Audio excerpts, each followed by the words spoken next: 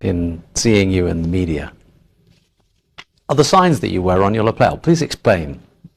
This is a sign that conveys the message of what it means to be a Jew. As it says, a Jew, not a Zionist, and pray for the speedy, peaceful dismantlement of the state of Israel.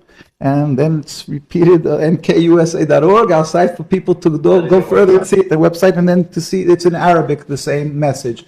And basically it means that people, unfortunately, around the world see somebody as I am dressed, and they think that automatically I am dressed very religiously. I'm definitely a strong supporter of the state of Israel and of the occupation of the people of Palestine. And in truth, there could be nothing further from the truth. In truth, what you want is the speedy, peaceful dismantlement of the state of Israel. Because it's contradictory. Judaism is subservience to the Almighty, practiced for thousands of years, a covenant with God to be subservient to Him. And Zionism is a new movement, a relatively new movement, a transformation from the religion into a base, materialistic, nationalistic movement to have a piece of land, which is forbidden for the Jewish people. Okay, we'll have to unpick this piece by piece, I think, because for most people, the idea of the state of Israel is fixed within a very rigid framework, and what they understand about the existence of Israel is by and large very uniform, at least according to what you read in newspapers. So let me try and get your position clear on this. What you're saying is that the existence of Israel is somehow against your religion. The Jewish religion forbids, since the destruction of the temple 2,000 years ago, we were given an edict, a decree by God, it's a prophecy of King Solomon, that we are not to attempt to recreate our sovereignty. Even 1 inch of Jewish sovereignty, even in an uninhabited land, is expressly forbidden. And Jews wait for the day when God will make a miracle, where all humanity will serve Him in harmony. We won't have to convince an atheist that there is a God. Everybody will recognize God, and then we will all go up and serve Him. Prior to that event, we are expressly forbidden to try to attempt to make any Jewish nationalism sovereignty, and this was respected and upheld by Jews throughout the trials and tribulations of the Inquisition, the Crusades, and every time period of Judaism when they were easily capable of buying land. They never did it because they understood this is against the will of the Almighty, and this is not what it means to be a Jew. Once again, this is not an opinion that you hear expressed very often. Are you in a minority? Is this simply your reading of the Torah? No, this is the view of Judaism and Jews who are practicing the religion who are around the world. You will find invariably any religious community that is very religious. We carry around, first we have called the rabbis speak out. This is the leaders of Judaism from Sephardic, Ashkenazic, in other words, European, Middle Eastern, any country. The rabbis, when Zionism came, the concept of Zionism was developed, the Jewish rabbinical authorities universally said, no, this is forbidden for us to do. The reason being that it is not the concept of subservience to God, it's a nationalism, and in its actions, when it comes into fruition, when they created the state, the concept of stealing from people, killing, stealing, is all forbidden according to the Torah. So in every facet, Zionism is a rebellion against the command of God. But what about the argument that a lot of them make, and that is that the Bible specifically says that this land was given to the Jewish people by God, and therefore it belongs to them? That is why Zionism decided, when they're making their national home, to make it in Palestine, because really the fathers of Zionism in the 1895, in the 1890s, when they made their first meetings, they discussed making their national home in Uganda, in Patagonia. And because they were anti-religious, Theodor Herzl, Ben-Gurion, at that time Jabotinsky, Theodor Herzl, these people detested the religion. As we have a compilation of their writings in his own diary, Theodor Herzl wrote that Jews should convert to Christianity. That would be the solution to the Jewish problem. And it should be done in pride and music. On page 14 of his diaries, we will get to that with God's help. And he didn't circumcise his son. He wrote about this in the newspapers, that he's not circumcising his one son's hands. So they detested religion. They were looking for a practical area of that they would flourish, a land that would be fruitful, and to create a land. But then they realized that practically speaking, you need a massive backing as far as money goes, and the way to get that from the world is to go to Palestine and claim that they're doing God's will, that the beginning of God's redemption, and therefore people should support them, because in the Torah it says that God gave the Jewish people the land. But Zionism also claims exception because of the Holocaust. Now, you just attributed the phrase to Theodor Herzl, the solution to the Jewish problem, yes. And that will have raised ears all over the world, because right. that's the phrase that most people attribute to Hitler. Now, right. the idea that the Jews need a safe country in order to prevent the possibility of another Holocaust, in order to solve the persecution of Jews throughout millennia, is one of the founding principles of Israel. You don't think that holds any water either? The Holocaust was God's will, and we don't question God. God is compassionate and so forth, but we have to be introspective, understand why it came. We believe that God will be exacting with the punishment for the Nazis, but at the same time, to take the issue of the Holocaust and to take that and to use it to rebel against God, when God specifically told us, do not attempt to make your own state, and to use that to take the land from the Palestinian people, is taking the people that died because they were Jewish, and to sort of dig them up and use them to rebel against God. It couldn't be anything worse for these people who died as Jews. But you have to understand that the desire to be with a like community, the desire to commune with people of the same religion is a very strong one, and to have a homeland has got to be emotional feeling. But you're also saying that a defining feature of being a Jew is exile.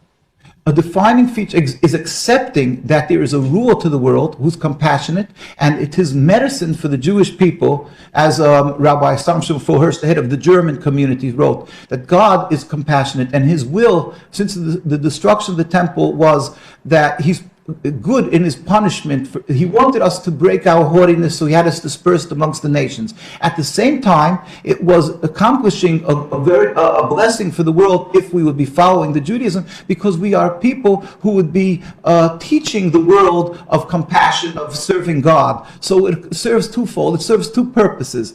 But unfortunately, if we don't do what we're supposed to be doing as Jews, it doesn't accomplish that purpose. I am not a learned scholar of matters Jewish, so I can't argue with you, but I know there are many who would. There is a strain within Israel itself, within the state of Israel, started, I think, by Rabbi Kook, perpetuated by a number of names in modern Judaism, who say, no, it's perfectly compatible with the writings of the Torah that we have a state of Israel, and in fact, it not only makes political sense, it makes religious sense too. Yeah, well, that is why I said I'm not requiring anybody to become a scholar in Judaism, but if you just step out of the box, let us just say, and go to Jerusalem, go to New York, go to, in London, Stamford Hills, the religious communities, the Ivy League of Judaism, the rabbinical colleges, you will see that the most religious communities, every one of them, they are anti-Zionist, and they, for instance, in Williamsburg, you won't find one Israeli flag. The majority of Jews in Jerusalem and Palestine won't send their children to the army, and they don't fly Israeli flags on their buildings because it is contradictory. It is diametrically opposite. What about the settler movement? I mean, they present themselves as being religiously based and very fundamental. Yes, there is the issue that they fuse together Zionism. They've hijacked the name Israel, the Star of David. They're using this, and what they're doing is they've been able to, by incorporating the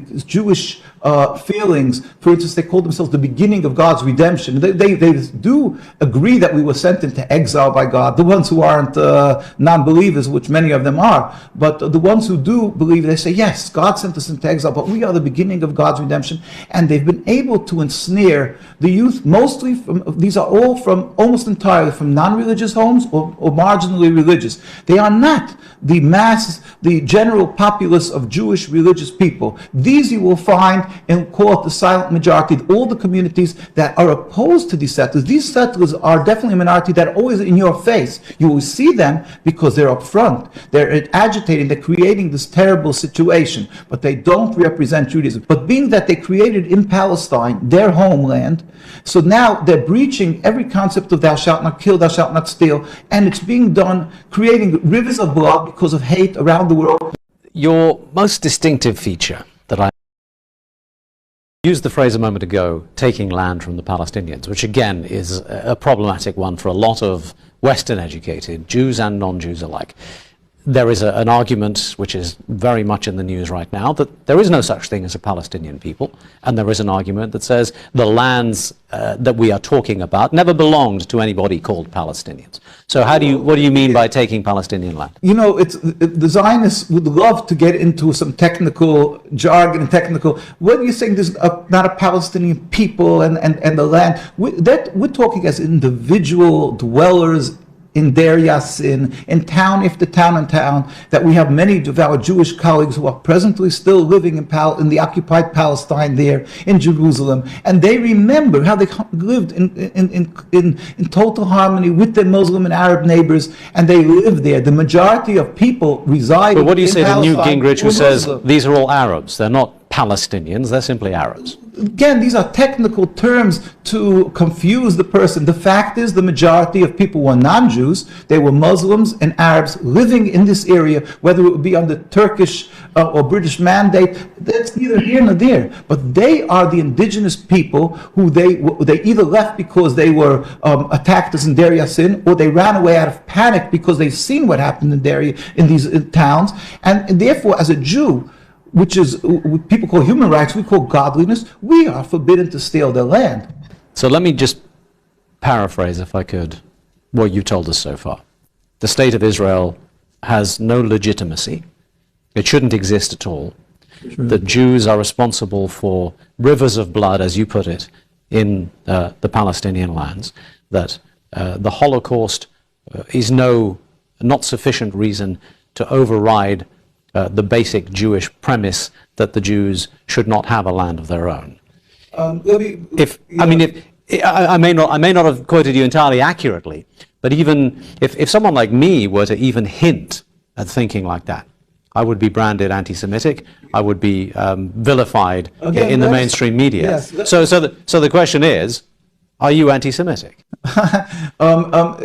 That is the beautiful ploy of Zionism, that they can intimidate anybody who stands in opposition to their blatant, inhumane treatment of the Palestinians. And mind you, we will show you with God's help that they're brutally beating the Jewish inhabitants, nobody can accuse us of being armed or militant. And yet, you can see that the Jews are brutally beaten simply because they're standing in Palestine, because there's masses, tens of thousands of Jews who stand out and demonstrate, and they get brutally beaten because they're opposing the existence of the state, and they want the world to know. They get brutally beaten by the Israeli state. I could see it on our site and links, but you can just see, and simply they're standing there, non-militant, we never carry arms. And this is what happens. But the argument that you have made, yes, will be interpreted by the majority of people reading English language newspapers, watching English language television, as being prima facie anti-Semitic. How does that make you feel, that what you believe to be a true representation of your religion is being portrayed in the media as actually being completely contrary to that? Yeah, well, that's part of the tragedy, that the media has been, unfortunately, we feel, sometimes owned and sometimes intimidated in a large manner by Zionism, which they have media watch, just like they have AIPAC, that affects politicians, are fearful of speaking against the Zionist actions or whatever they do because they're labeled anti-Semitic. Anybody can go and to come to New York. We invite anybody who wants to come to Manhattan. I don't give visas, but if anybody who comes to Manhattan, goes across the bridge, and they'll see the largest Jewish communities. And here, this is in Washington, D.C., when President Obama, when Netanyahu came to visit President Obama, you'll see tens of thousands of Jews go out, demonstrate against the existence of the state of Israel and their actions, what they're doing. And nobody reports. Washington Post, New York Times, has never reported. It's unbelievable. And when the Zionists make a little demonstration of 50 people, they're there. This is never seen. Okay. So sorry to keep interrupting. We're sort of running out of time a little bit. I want to... That you're saying that we're anti-Semitic. The most, all the charitable organizations, all the Jewish growth and that flourishes is from these communities. And we, so not only we're not anti-Semitic, we are concerned about all the Jews. Are you a self-hating Jew then?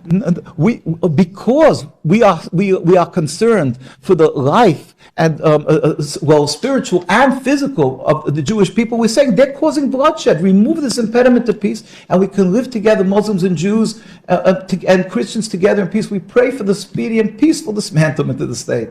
One of the other observations that I would make, everything that you have said, in many ways, reflects, quite funnily enough, the views of President Ahmadinejad of Iran, whom you have just visited. Yeah. And he, of course, is vilified as being the most anti-Semitic man in the world right now, with the sole aim of wiping out Jews and the state of Israel. Now, you've spoken to him very recently. Is that a fair characterization? I'm not his lawyer. I'm not going to go into his heart, but the fact is, even Zionist papers admitted to the fact that he gives charity to the Jewish communities, and he says one thing: he has a problem with the